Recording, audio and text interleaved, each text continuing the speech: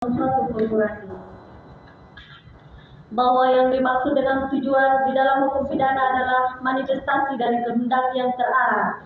Berkenaan dengan pengertian akan kehendak ini, menurut Van Happel, dalam teorinya tentang kehendak, menyatakan bahwa sengaja atau berkehendak berarti bahwa akibat suatu perbuatan dikehendaki, dan ini ternyata apabila akibat ini sungguh-sungguh dimaksudkan oleh pembuat itu. Untuk memahami arti yang dikehendaki dan diketahui, terdapat dua teori yang digunakan, yakni teori kehendak dan teori pengetahuan. Menurut teori kehendak, kesengajaan adalah suatu kehendak yang diarahkan pada terwujudnya suatu perbuatan seperti dirumuskan dalam undang-undang. Sedangkan menurut teori pengetahuan, kesengajaan merupakan kehendak untuk berbuat dengan mengetahui unsur-unsur yang diperlukan. Selanjutnya, Prof. Molchanno menegaskan bahwa menghendaki sesuatu, orang terlebih dahulu sudah harus mempunyai pengetahuan tentang sesuatu itu. Namun apa yang diketahui seseorang belum tentu juga dikehendaki olehnya. Lagi pula kehendak merupakan arah, maksud dan tujuan. Hal tersebut berhubungan dengan motif, alasan pendorong untuk berbuat, dan tujuan perbuatannya. Konsekuensinya bahwa untuk menentukan sesuatu perbuatan dikehendaki oleh terdakwa harus memenuhi dua syarat, yaitu harus dibuktikan bahwa perbuatan tersebut sesuai dengan motifnya untuk berbuat dan tujuan yang hendak dia capai. Antara motif perbuatan dengan tujuan harus adanya hubungan kausal dalam batin terdakwa. Bahwa terdakwa dalam menjalankan kewajiban sebagai bupati telah terbukti tidak memiliki motif untuk menguntungkan diri sendiri maupun orang lain. Hal ini didasarkan pada fakta-fakta persidangan sebagai berikut. Fakta ketiadaan aliran dana. Berdasarkan bukti rekening koran 22 dan 79, terbukti secara mutlak tidak ada satu rupiah pun aliran dana yang masuk ke rekening pribadi terdakwa. Fakta ini terkuat oleh keterangan seluruh saksi dari BPKD maupun BUMD yang menyatakan tidak pernah memberikan uang tertentu kepada terdakwa dari dana penyitaan modal tersebut. Fakta disposisi penjaga gawang, bahwa sikap batin terdakwa adalah menjaga kepatuhan hukum yang dibuktikan dengan bukti tertulis berupa disposisi bupati yang berbunyi diteliti proses sesuai dengan mekanisme serta ketentuan undang-undang yang berlaku. Apabila terdakwa memiliki niat jahat atau mens rea untuk menguntungkan diri sendiri atau orang lain, maka terdakwa tidak mengeluarkan perintah secara tertulis untuk meneliti dan mematuhi mekanisme, karena hal tersebut justru akan menghambat atau mempersulit terjadinya penyimpangan dana. Fakta penugasan sesuai regulasi, bahwa penerbitan surat penugasan nomor SP-01 PT izin majelis, mungkin langsung kepada pokoknya saja. Yang mulia, kami karena ini berkaitan dengan fakta yang mulia, berkaitan dengan fakta persidangan, maka kami mohon untuk tetap kami bicara. Bahwa penerbitan penugasan nomor SP-01 PT-TE-PI-11/2019 tanggal 27 November 2019 merupakan pelaksanaan langsung dari amanat pasal 23 ayat 1 CPP nomor 54 tahun 2017 tentang BUMD. Tindakan menjalankan amanat peraturan pemerintah tidak dapat ditarik sebagai sebuah niat jahat pidana, melainkan pelaksanaan kewajiban jabatan yang sah menurut hukum. Ahli Dr. Muzakir SMH menegaskan bahwa tindak pidana korupsi wajib menyertakan bukti perolehan keuntungan materi yang nyata. Apabila penuntut umum tidak mampu membuktikan adanya motif pengayaan material secara melawan hukum, maka perbuatan terdakwa tidak dapat dikualifikasikan sebagai tindak pidana korupsi. Keuntungan bagi korporasi BUMD dalam bentuk gaji dan biaya operasional untuk menjalankan tugas negara dalam memperoleh PI 10% adalah biaya organisasi yang sah, bukan keuntungan korporasi yang bersifat melawan hukum. Membangun argumentasi bahwa terdakwa memiliki tujuan menguntungkan diri sendiri atau orang lain dalam penggunaan dana operasional BUMD adalah sebuah loncatan logika. Apabila terdakwa berniat melakukan korupsi, maka secara nalar terdakwa akan memastikan adanya aliran dana kepada dirinya. Faktanya, terdakwa justru mengeluarkan disposisi tertulis agar dana diproses sesuai dengan ketentuan perundang-undangan yang berlaku, yang mana merupakan hambatan bagi terjadinya sebuah penyimpangan. Berdasarkan parameter Willens and Wittens di atas, unsur dengan tujuan menguntungkan diri sendiri atau orang lain atau suatu korporasi tidak terbukti pada diri terdakwa. Terdakwa bertindak atas motif pengabdian jabatan demi kepentingan daerah. yang lebih luas, bukan untuk kepentingan ekonomi pribadi atau kelompok tertentu. Unsur menyalahgunakan kewenangan, kesempatan, sarana yang ada padanya karena jabatan atau kedudukan. Kewenangan dan atau wewenang memiliki kedudukan penting dalam kajian hukum tata negara dan hukum administrasi. Begitu penting kedudukan wewenang ini sehingga FAM Strong dan G.G. Steinbeck menyatakan, Hack before gate is the not and Cambridge in head state and administration rights. Wewenang sebagai konsep hukum publik sekurang-kurangnya terdiri dari 3 komponen, yaitu pengaruh, dasar hukum, dan konformitas hukum. Komponen pengaruh ialah bahwa penggunaan wewenang dimaksudkan untuk mengendalikan perilaku subjek hukum. Komponen dasar hukum mengandung makna wewenang itu selalu harus dapat ditunjuk dasar hukumnya. Komponen konformitas mengandung makna adanya standar wewenang, yaitu standar umum dan standar khusus. Menurut Perpustakaan Hukum Administrasi ada 2 cara memperoleh wewenang pemerintahan, yaitu atribusi dan delegasi. Kadang-kadang juga mandat ditempatkan sebagai cara tersendiri untuk memperoleh wewenang. Untuk mengkaji kepada siapa yang harus bertanggung jawab secara yuridis terhadap penggunaan wewenang yang melanggar hukum, harus dilihat dari segi sumber atau lahirnya wewenang tersebut. Hal tersebut sesuai dengan konsep hukum. Di dalam setiap pemberian wewenang kepada pejabat pemerintah tertentu, tersirat pertanggungjawaban dari pejabat yang bersangkutan. Pertanggungjawaban mandat bersumber dari persoalan wewenang, karena wewenang tetap berada pada mandat atau pemberi wewenang, sedangkan mandataris atau penerima wewenang hanya dilimpahi wewenang bertindak untuk dan atas nama mandat. Pada mandat tidak terjadi penyerahan pelimpahan wewenang, artinya mandat tetap dapat bertindak sendiri atas namanya. Tidak adanya penyerahan wewenang pada mandat, maka yang bertanggung jawab secara yuridis tetap pada mandat. Maka konsep atribusi wewenang pertanggungjawaban secara yuridis oleh si penerima wewenang, tergantung pada si penerima wewenang melakukan mandat atau delegasi. Jika yang dilakukan adalah pemberian mandat, maka si mandat tetap bertanggung jawab. Hal tersebut berbeda kalau dengan cara delegasi, maka pemberi wewenang tidak bertanggung jawab karena pertanggungjawaban sudah beralih kepada delegatoris.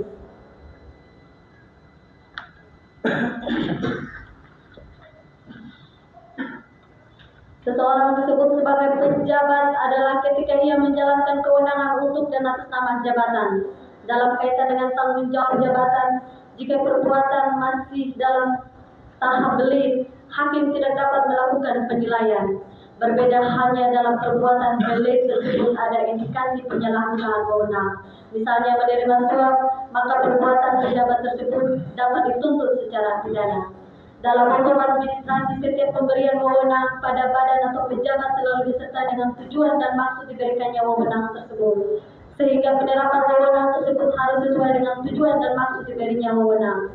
Dalam hal penggunaan wewenang tidak sesuai dengan tujuan dan maksud pemberian wewenang, maka telah terjadi penyalahgunaan wewenang. Parameter tujuan dan maksud pemberian wewenang dalam menentukan terjadinya penyalahgunaan wewenang dikenal dengan asas spesialitas. Mengandung makna bahwa setiap kewenangan memiliki tujuan tertentu. Untuk mengukur penyalahgunaan wewenang dalam kaitannya dengan Blaine, Philip M. Hajon yang menyitir pendapat Meredith Ferguson harus didasarkan atas asas spesialitas yang melandasi kewenangan itu sendiri. Secara negatif terjadi penyalahgunaan wewenang apabila penggunaan wewenang itu menyimpang dari tujuan pemberian wewenang.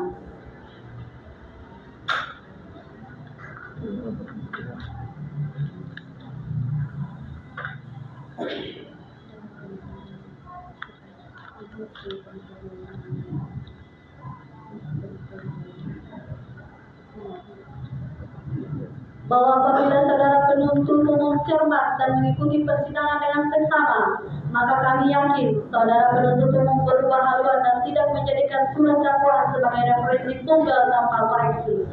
Bukankah fakta persidangan dengan jelas telah menunjukkan mulai dari proses penganggaran dan pencairan APBD dengan jelas telah menunjukkan mulai dari proses penganggaran dan pencairan APBD di tahun 2020, 2021, dan 2022 yang di dalamnya membuat dana penyertaan modal kepada PT Tanimbar Energi telah melalui prosedur yang benar tanpa intervensi dari terdakwa. Bahkan sama sekali tidak terdapat peran keterlibatan terdakwa dalam tahapan teknis prosedur dimaksud. Bahwa dasar-dasar hukum yang dipakai oleh saudara penuntut umum menjerat terdakwa dalam pusaran kasus ini adalah keliru dan sungguh sangat tidak relevan. Apabila diikuti alur berpikir saudara penuntut umum yang masih mematahkan substansi dakwaan yang nyata-nyata bertentangan dengan fakta-fakta hukum yang dibuktikan dalam persidangan, maka dapat disimpulkan bahwa saudara penuntut umum saat ini telah mengabaikan fakta-fakta persidangan sebagai referensi surat tuntutan dan tetap menggunakan resume berkas perkara yang bersumber dari BAP penyidikan yang nyata-nyata sudah tidak sesuai dengan fakta persidangan. Bahwa sebagai kilas balik atas fakta-fakta hukum yang telah diuraikan sebelumnya, perkara Ko seharusnya tidak harus bermuara di pengadilan tindak pidana korupsi karena hubungan penggunaan dan atau pemanfaatan dana penyertaan modal oleh Direksi PT Tanimbar Energi untuk membayar gaji karyawan dan operasional korporasi serta untuk mendukung usaha penunjang oleh dua anak perusahaan adalah merupakan ranah privat dan merupakan hak dari PT Tanimbar Energi sebagai korporasi. Sepanjang hal tersebut profesional dan disetujui oleh RUS. Oleh karena PT Tanimbar Energi sebagai perseroda sepenuhnya tunduk dan terikat pada rezim hukum perseroan terbatas, sehingga pertanggungjawabannya harus mengacu berdasar pada mekanisme dan prosedur hukum perseroan terbatas. Sehingga dasar hukum yang dipakai oleh saudara jaksa penuntut umum untuk mengkualifikasikan perkara Ko menjadi perkara tindak pidana korupsi adalah keliru dan tidak relevan diterapkan dalam perkara Ko, sebagaimana keterangan ahli Prof. Dr. Mirahua Salmon, SH.M.Hum, Dr. Mujakir SH.M.H, dan Dr. Frans Dion, MSc, sebagaimana dijelaskan dengan terang dan sangat jelas dalam persidangan perkara ini.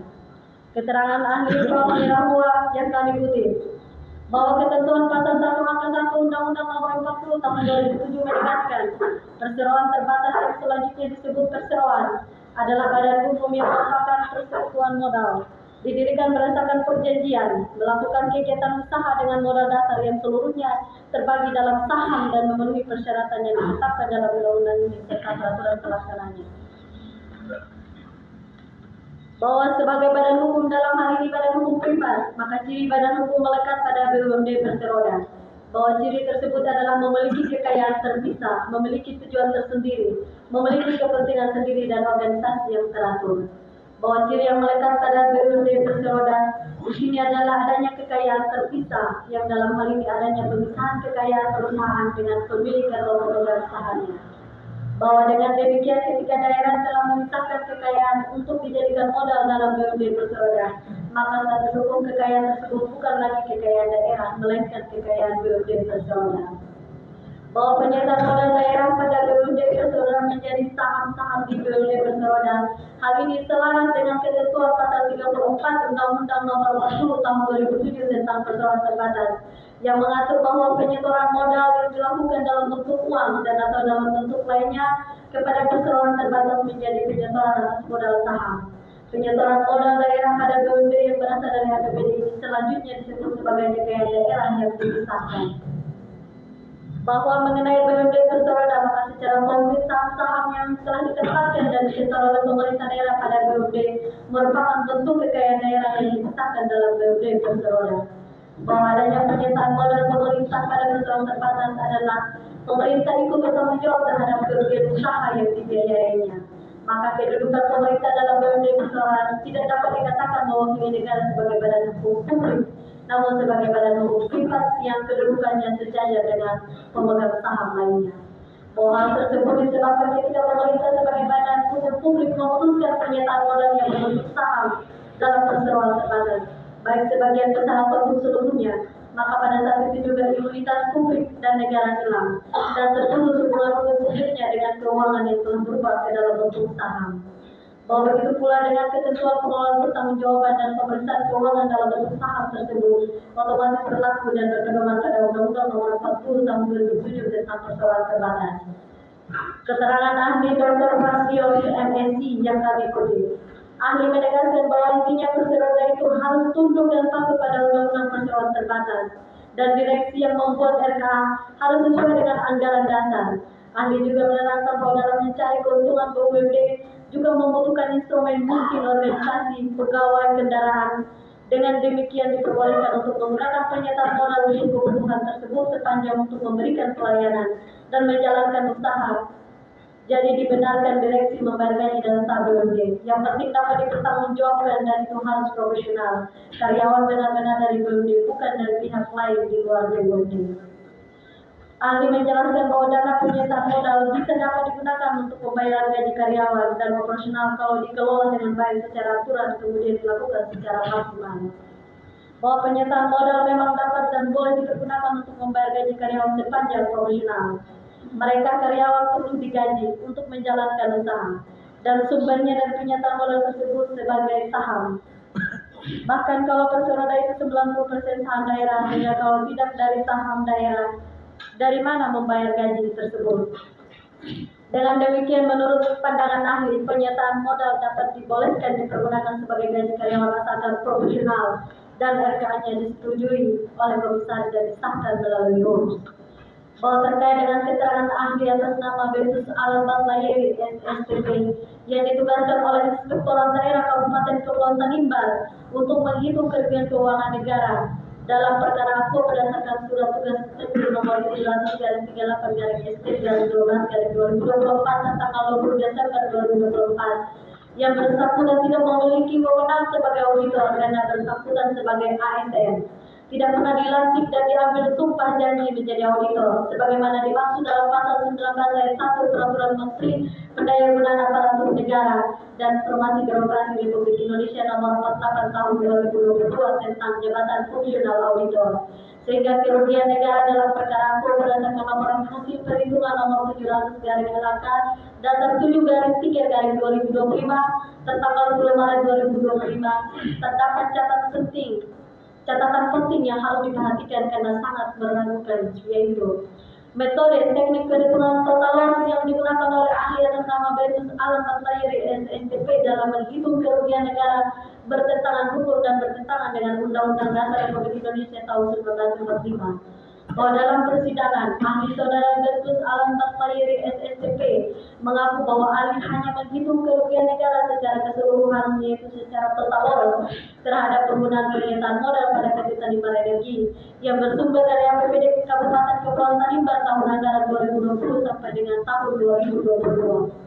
Hal ini sejalan dengan keterangan ahli Dr. Musafir SMH bahwa kerugian dalam pengelolaan keuangan negara yang diduga terjadi perbuatan melawan hukum atau penyalahgunaan kewenangan yang diduga sebagaimana tindak pidana korupsi sebagaimana dimaksud dalam pasal 2 ayat 1 Undang-Undang Tipikor atau pasal 603 KUHP atau pasal 3 Undang-Undang Tipikor atau pasal 604 KUHP bersifat nyata dan pasti, yaitu aktual dan tidak boleh bersifat spekulatif atau mengandung unsur ketidakpastian, misalnya kerugian potensial loss atau kerugian yang secara menyeluruh dalam arti total loss dengan cara memperbesar kerugian negara, yakni kerugian secara keseluruhan dana pada pos anggaran tersebut atau pembuangan markup kerugian keuangan negara.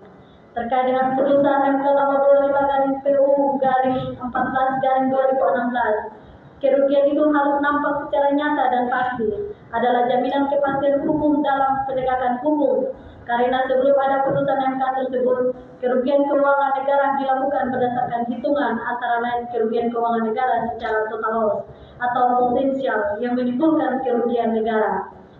Dalam perkembangan hukum setelah terbitnya putusan MK tersebut, perhitungan kerugian keuangan negara dilakukan oleh lembaga badan pemeriksa keuangan negara melalui audit khusus atau audit investigatif untuk kepentingan pembuktian perkara pidana tindak pidana korupsi dalam surat edaran Mahkamah Agung nomor 4 tahun 2016 dengan teknik perhitungan berdasarkan kepada kerugian yang real, nyata atau aktual loss. Jadi perhitungan kerugian keuangan negara yang dihitung berdasarkan perkiraan atau asumsi tidak dapat dijadikan dasar untuk membuktikan adanya kerugian keuangan negara karena perkiraan atau asumsi bukan alat bukti dalam perkara pidana dan oleh karenanya tidak dapat dijadikan alat bukti dalam pembuktian kerugian keuangan negara dalam perkara pidana atau tindak pidana korupsi sebagaimana dimaksud dalam pasal 2 ayat 1 dan pasal 3 Undang-Undang Tipikor. Dengan demikian, perhitungan kerugian keuangan negara dalam pembuktian perkara pidana korupsi dalam pasal 2 ayat 1 dan pasal 3 Undang-Undang Tipikor yang masih menggunakan teknik pembengkakan kerugian negara, misalnya menggunakan metode penentuan kerugian total loss atau kerugian potensial loss, adalah bertentangan hukum dan bertentangan dengan Undang-Undang Dasar RI 1945. Oleh sebab itu, hasil perhitungan dengan metode kerugian total dan kerugian potensial yang tidak nyata dan tidak pasti tersebut tidak dinyatakan tidak sah dan tidak dapat dijadikan alat bukti untuk membuktikan terjadinya kerugian keuangan negara dalam perkara pidana tindak pidana korupsi. Selain itu, kerugian negara dalam perkara angka berdasarkan laporan hasil perhitungan nomor 700 garing LAK Dasar 7 garing 3 garing 2025 tanggal 10 Maret 2025 yang dihitung oleh ahli atas nama Beatus Alan Batlayeri SSP batal demi hukum. Oleh karena Beatus Alan Batlayeri SSP sebagai ASN tidak pernah dilantik dan diambil sumpah atau janji menjadi auditor sebagaimana ditegaskan secara imperatif dalam ketentuan pasal 19 ayat 1 Peraturan Menteri Pendayagunaan Aparatur Negara dan Reformasi Birokrasi Republik Indonesia nomor 48 tahun 2022 tentang jabatan fungsional auditor, sehingga ahli yang bersangkutan tidak memiliki kewenangan sebagai auditor untuk melakukan audit menghitung kerugian keuangan negara dalam perkara hukum. Bahwa dalam persidangan ahli saudara Beatus Alan Batlayeri SSP mengaku bahwa ahli sebagai PNS tidak pernah dilantik dan diambil sumpah janji menjadi auditor sebagaimana dimaksud dalam pasal 19 ayat 1 Peraturan Menteri Pendayagunaan Aparatur Negara dan Reformasi Birokrasi Republik Indonesia nomor 48 tahun 2022 tentang jabatan fungsional auditor. Ahli juga mengakui secara tegas bahwa ahli tidak terdaftar sebagai anggota AAIPI, Organisasi Profesi Jabatan Fungsional Auditor. Hal ini sejalan dengan keterangan ahli Prof. Dr. Nahmul Hamon, SHMO, bahwa ketentuan pasal 1 angka 5, pasal 1 angka 6, dan pasal 1 angka 7 Peraturan Menteri Pendayagunaan Aparatur Negara dan Reformasi Birokrasi Republik Indonesia nomor 48 tahun 2022 tentang jabatan fungsional auditor menyebutkan pasal 1 angka 5, jabatan fungsional auditor adalah jabatan yang mempunyai ruang lingkup, tugas, tanggung jawab dan wewenang untuk melakukan pengawasan internal. Pasal 1 angka 6, pejabat fungsional auditor yang selanjutnya disebut auditor adalah PNS yang diberi tugas, tanggung jawab dan wewenang untuk melakukan pengawasan internal. Pasal 1 angka 7, pengawasan internal adalah seluruh proses kegiatan audit, review, evaluasi, pemantauan dan kegiatan pengawasan lain terhadap penyalahgunaan tugas dan fungsi organisasi dalam rangka memberikan keyakinan yang memadai bahwa kegiatan telah dilaksanakan sesuai dengan pola ukur yang telah ditetapkan secara efektif dan efisien untuk kepentingan pimpinan dalam mewujudkan tata pemerintahan yang baik. Bahwa rasio logis dari ketentuan di atas menunjukkan bahwa PNS dapat diangkat dalam jabatan fungsional auditor untuk melakukan audit keuangan negara dan terhimpun dalam organisasi profesi jabatan fungsional auditor. Bahwa di samping itu seorang PNS yang diangkat dalam jabatan fungsional auditor merupakan jabatan karir dan termasuk dalam klasifikasi maupun rumpun jabatan akuntan dan anggaran. Dan karena itu PNS yang diangkat dalam jabatan auditor merupakan jabatan fungsional kategori keterampilan dan keahlian.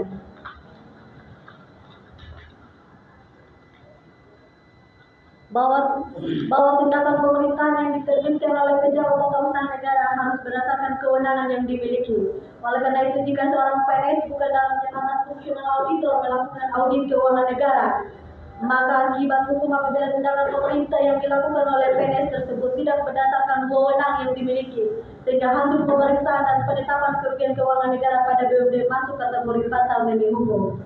Bahwa batal demi hukum sifatnya ekstun, dianggap tidak pernah ada sejak saat itu dan tidak dapat dipergunakan dalam pergaulan hukum. Kecurigaan tim penasihat hukum terdakwa semakin terbukti dan wajar jika meragukan kompetensi ahli Beatus Alan Batlayeri SSP. Ahli dalam persidangan mengakui menghitung jumlah kerugian negara secara keseluruhan menggunakan metode total loss dari data-data yang disediakan oleh penyidik Kejaksaan Negeri Tanjung Barat dan bahkan memberikan penilaian terhadap substansi perkara yang tidak relevansi dengan keahlian ahli. Ahli nyata-nyata melakukan audit dengan cara dan prosedur yang menyimpang dari putusan MK nomor 25 garing PU Dasar 14/2016 bahwa kerugian itu harus tampak secara nyata dan pasti yang dapat menjamin kepastian hukum dalam setiap penegakan hukum. bahwa pendapat ahli Bertus Alam Batlayeri SSDP yang melakukan tersebut sangat membahayakan karena laporan hasil perhitungan ahli Bertus Alam Batlayeri SSDP dengan nomor 700 garing LAK datar 7 garing angka 23 garing 2025 tanggal 10 Maret 2025 menjadi salah satu alat bukti penting pemenuhan unsur dakwaan bermain maupun subsidiar dan sebagai referensi utama saudara jaksa penuntut umum. Berdasarkan nilai tersebut di atas, Bertus Bartolo tidak ada satu kriteria pun yang terbukti bahwa terdakwa melakukan perbuatan sebagaimana yang didakwakan oleh penuntut umum dalam dakwaan primer maupun subsidiar. Berdasarkan penjelasan mengenai pengertian kewenangan dan jabatan di atas, maka unsur menyalahgunakan wewenang, kesempatan atau sarana yang ada padanya karena jabatan atau kedudukan tidak terbukti pada diri terdakwa. Berdasarkan bukti 22 dan 79 tentang keterangan saksi-saksi, tidak ada satu rupiah pun aliran dana yang masuk ke rekening terdakwa. Unsur memperkaya mensyaratkan adanya penambahan kekayaan secara real.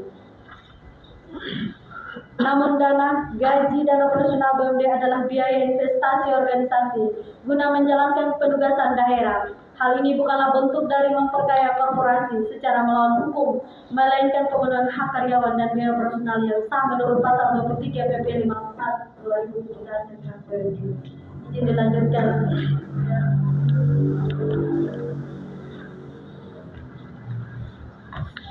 Majelis Hakim yang kami hormati, 5. Unsur dapat merugikan keuangan negara atau perekonomian negara. Unsur merugikan keuangan negara dibuktikan oleh lembaga yang memiliki wewenang untuk melakukan audit investigasi dalam rangka penegakan hukum pidana, yang hasil audit investigasi sebagai bukti perkara pidana. Apakah ada kerugian keuangan negara atau tidak ada kerugian keuangan negara, yaitu Badan Pemeriksa Keuangan Republik Indonesia. Jadi bukan menghitung kerugian keuangan negara, tetapi BPK RI melakukan audit investigasi untuk membuktikan perkara pidana yang hasilnya bersifat objektif. BPK RI bukan menghitung kerugian keuangan negara, tetapi melakukan audit yang hasilnya ditentukan berdasarkan hasil audit investigatif, yaitu adanya kerugian keuangan negara atau tidak adanya kerugian keuangan negara. Jika hanya dicari kerugian negara saja, berarti menguntungkan, tidak dimasukkan. Hal itu bertentangan dengan asas praduga tak bersalah, presumption of innocence, dalam penegakan hukum pidana. Dalam melakukan audit investigasi adalah melakukan audit terhadap laporan pertanggungjawaban penggunaan keuangan negara secara keseluruhan, sehingga hasilnya untuk menilai laporan pertanggungjawaban secara menyeluruh telah sesuai atau belum sesuai atau tidak sesuai dengan standar laporan pertanggungjawaban keuangan negara, atau adanya dugaan terjadinya perbuatan pidana dan penggunaan keuangan negara dengan nilai kerugian keuangan negara yang secara eksplisit dimuat dalam hasil audit investigasi tersebut. Hasil audit investigasi yang ditentukan oleh dua hal, yaitu a. dilakukan sesuai dengan prosedur yang sah, yakni sesuai SOP audit investigasi, standar audit investigasi guna pembuktian suatu perkara pidana korupsi yang terkait dengan laporan pertanggungjawaban penggunaan keuangan negara, standar laporan pertanggungjawaban keuangan negara. Dan B. audit investigasi dilakukan oleh lembaga yang memiliki wewenang untuk melakukan audit investigasi dalam pembuktian perkara pidana. Mandat khusus dari undang-undang terkait dengan dugaan terjadinya tindak pidana korupsi melalui laporan pertanggungjawaban penggunaan keuangan negara yang telah diserahkan kepada BPK RI dan sekaligus lembaga yang memiliki wewenang untuk melakukan audit dan audit khusus dalam kurun audit investigatif. Berdasarkan hasil investigasi BPK RI tersebut sebagai dasar untuk menentukan adanya kerugian keuangan negara atau tidak adanya kerugian keuangan negara, Dan jika terjadi kerugian keuangan negara, apakah disebabkan oleh perbuatan melawan hukum atau penyalahgunaan wewenang dalam hukum pidana atau tidak yang dilakukan oleh pengelola keuangan negara. Jadi, hasil audit investigatif hanya untuk membuktikan salah satu unsur tindak pidana korupsi yang unsur kerugian keuangan negara dalam pasal 2 ayat 1 atau pasal 3 Undang-Undang Tipikor. Apabila semua unsur tindak pidana sudah dinyatakan telah terbukti atau terpenuhi, baru kemudian mencari atau menentukan siapa yang melakukan perbuatan pidana tersebut untuk dimintai pertanggungjawab pidana terhadap tindak pidana tersebut. Dengan alat bukti minimum 2 alat bukti pokok sebagai dasar penetapan seseorang sebagai pelaku tindak pidana dalam kurung tersangka.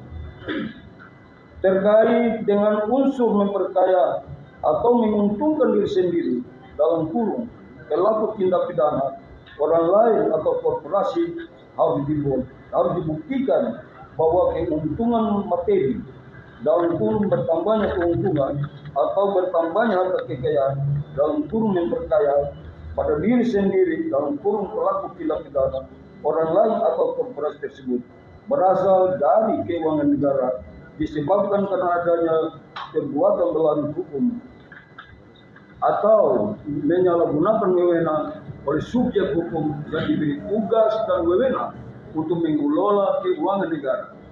Mengingat perbuatan memperoleh keuntungan atau memperoleh kekayaan dalam kurung memperkaya diri sendiri, orang lain atau korporasi adalah perbuatan yang dibolehkan secara hukum dalam kurung tidak dilarang. Maka pembuktian bahwa keuntungan dan tambahnya harta kekayaan dalam kurung memperkaya pada diri sendiri, orang lain atau korporasi tersebut harus dibuktikan. Yang intinya keuntungan dan tambahannya harta kekayaan tersebut diperoleh atau bersumber dari keuangan negara yang beralih secara tidak sah, yaitu dari perbuatan melawan hukum atau perbuatan menyalahgunakan wewenang yang dilakukan oleh pengelola atau pengguna keuangan negara.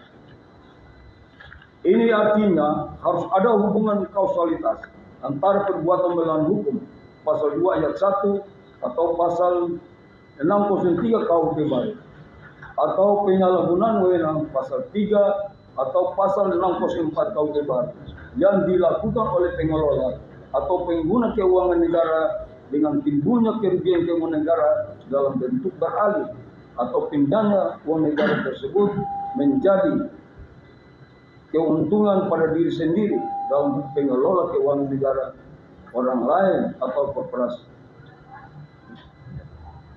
Selanjutnya majelis hakim dibacakan oleh dekan kami. Kemudian majelis hakim kami lanjutkan.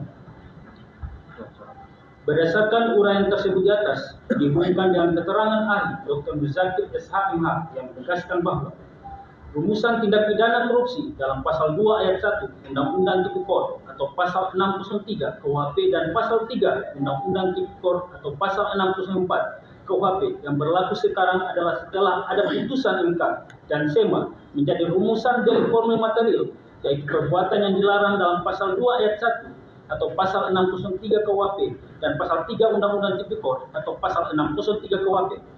Adanya perbuatan melawan hukum atau menyalahgunakan wewenang dalam pengelolaan keuangan negara yang menimbulkan akibat kerugian keuangan negara material. Jadi, jaksa penuntut umum wajib untuk membuktikan perbuatan yang dilakukan oleh terdakwa sebagai perbuatan yang melawan hukum atau yang menyalahgunakan wewenang yang menimbulkan akibat terjadinya kerugian keuangan negara, dan sebaliknya terjadinya kerugian keuangan negara tersebut semata-mata disebabkan karena perbuatan terdakwa yang melawan hukum atau yang menyalahgunakan wewenang dalam hukum pidana akibat perbuatan melawan hukum atau penyalahgunaan wewenang oleh pengelola keuangan negara tersebut. Uang negara atau keuangan negara beralih menjadi keuntungan atau kekayaan pada diri sendiri, orang lain atau korporasi.